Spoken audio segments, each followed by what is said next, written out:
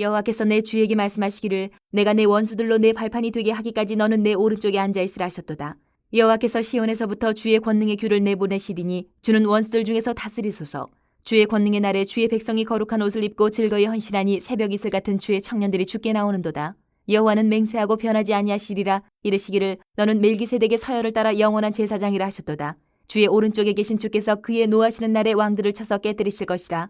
문나라를 심판하여 시체로 가득하게 하시고 여러 나라의 머리를 쳐서 깨뜨리시며 길가의 시냇물을 마심으로 그의 머리를 드시리로다. 시편 110편 이 말씀은 하나님을 온 땅의 왕으로 또 인간 역사를 주님의 계획대로 실행하시는 분이다 라고 이렇게 시로 묘사를 하고 노래로 하고 있는 부분입니다. 그래서 거기에다가 덧붙여서 하나님의 통치가 다윗의 자손이신 예수 그리스도를 통해서 이 땅에서 이루어질 것이다 라고 예언도 하고 있어요. 그래서 이 110편을 제목을 붙이기를 메시아 예언시 이렇게 말하는 분들도 있어요. 메시아 예언시. 그래서 오늘 등장하는 이 110편에서 예수님의 모습이 세 가지가 등장을 합니다. 우리가 그 모습을 기억을 하면서 교훈을 받으면 좋겠습니다. 먼저 1절에서 3절에 예언하고 있는 예수 그리스도의 모습은 통치하시는 그리스도예요. 통치하시는 그리스도.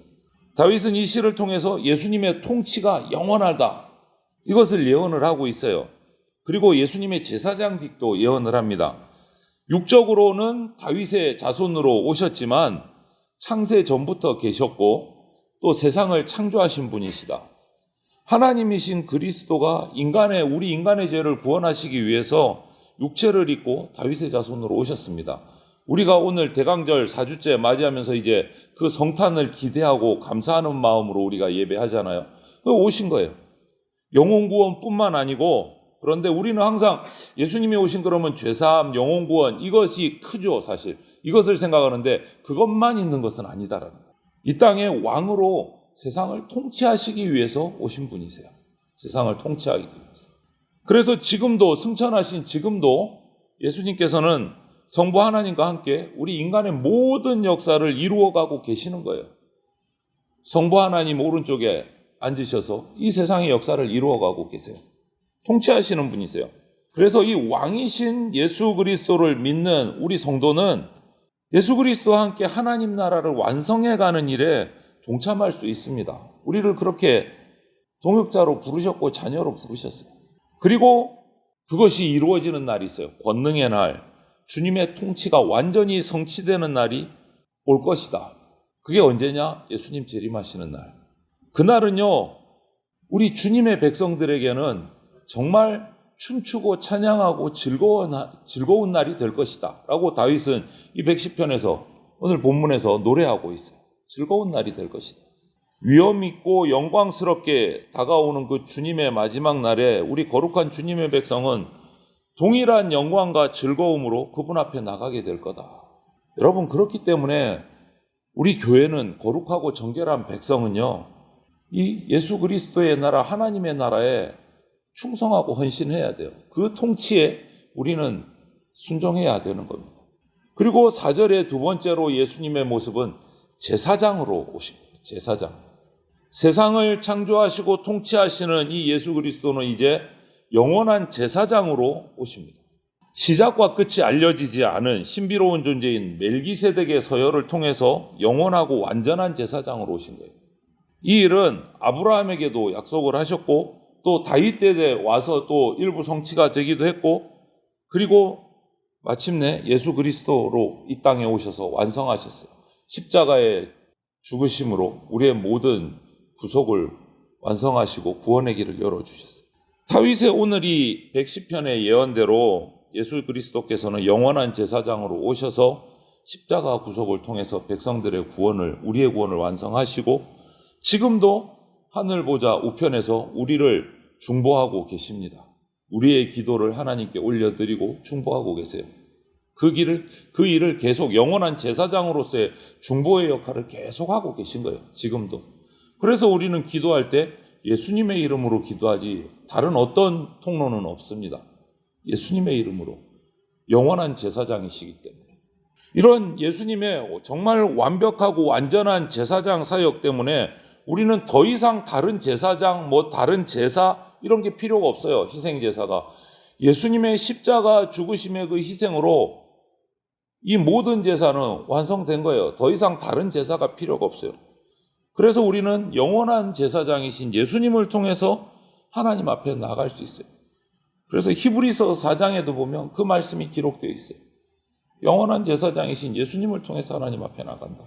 더 이상 다른 길은 필요 없다. 다른 제사는 필요 없다. 항상 살아계셔서 우리를 위해서 중보하고 계시고 우리를 구원하시는 분이시다. 그래서 성부 하나님께서는 스스로 맹세하시기를 이 모든 계획과 이 모든 약속은 영원불변하다라고 확정을 지으셨고 우리에게 그 약속을 주셨어요. 세상은, 우리 사람들은 환경이나 어떤 상황에 따라 이리 변하고 저리 변하고 오락가락하지만 전지전능하신 하나님의 약속은 결코 변하지 않습니다. 맹세하신 것은 반드시 이루십니다. 그래서 예수 그리스도를 통해서 우리를 구원하시는 거예요. 그리고 마지막 날에 5절에서 7절 재림하시는 그리스도를 얘기하고 있는데 그때는 어떤 모습으로 오시냐? 통치하시는 그리스도, 영원한 제사장이신 그리스도, 마지막 날에는 세상을 판단하시고 심판하실 심판주로 그리스도께서 오신다. 왕으로, 다스리는 왕으로, 두 번째는 제사장으로, 마지막에는 심판주로 오신다. 이렇게 예언하고 있어요.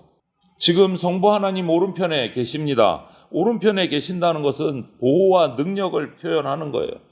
이제 전쟁의 날 마지막 때가 되면 불의를 심판하시기 위해서 이 진노의 날에 하나님의 능력으로 원수들을 심판하러 오십니다. 그분의 심판은요, 누구도 피해갈 수 없어요. 전 우주 만물이 다 심판받습니다. 철저하게. 뭐 세상의 어떤 능력, 권세 가지고는 심판을 피할 수가 없어요. 모든 사람은 행위대로 심판받습니다. 대적하는 자는 단 한 명도 살아남을 수 없습니다.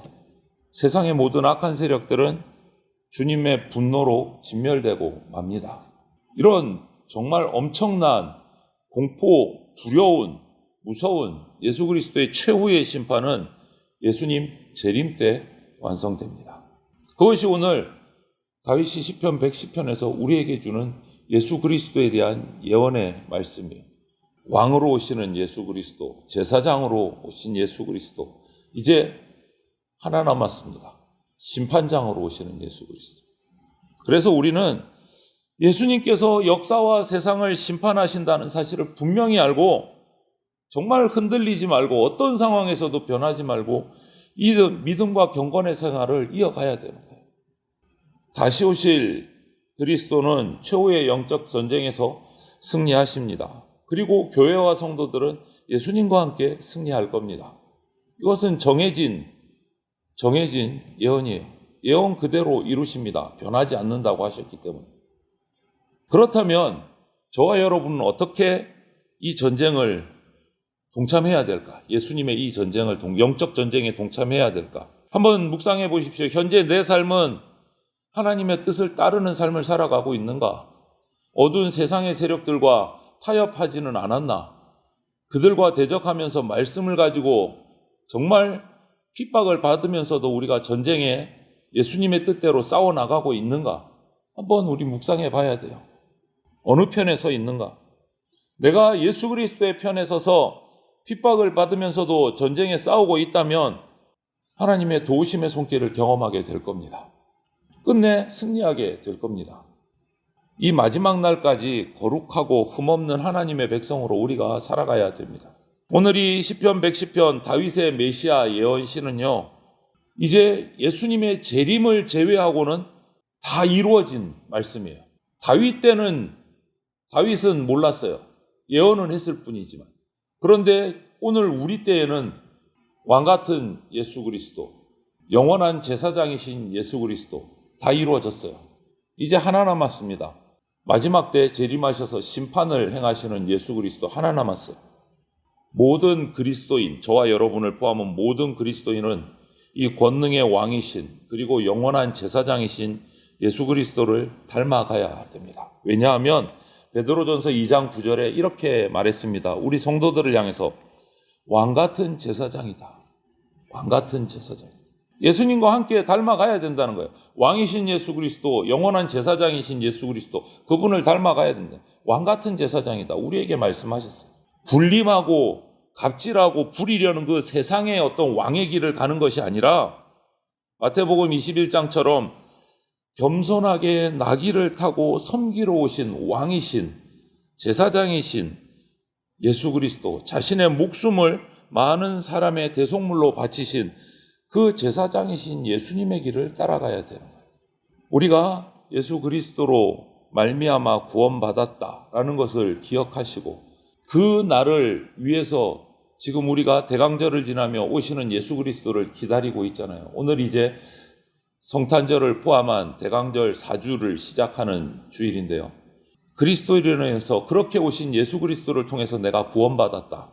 이것을 잊지 마시고 주님 오신 성탄절을 맞이하면서 감사하고 그것으로 끝나지 않고 다시 오실 예수 그리스도, 심판장으로 오실 예수 그리스도를 기대하면서 다시 오시는 예수님을 기다리면서 정말 충성스럽게 그 오시는 그 마지막 날까지 우리가 주님 앞에 서는 성도들로 살아갈 수 있기를 주님의 이름으로 축원을 드립니다. 아멘.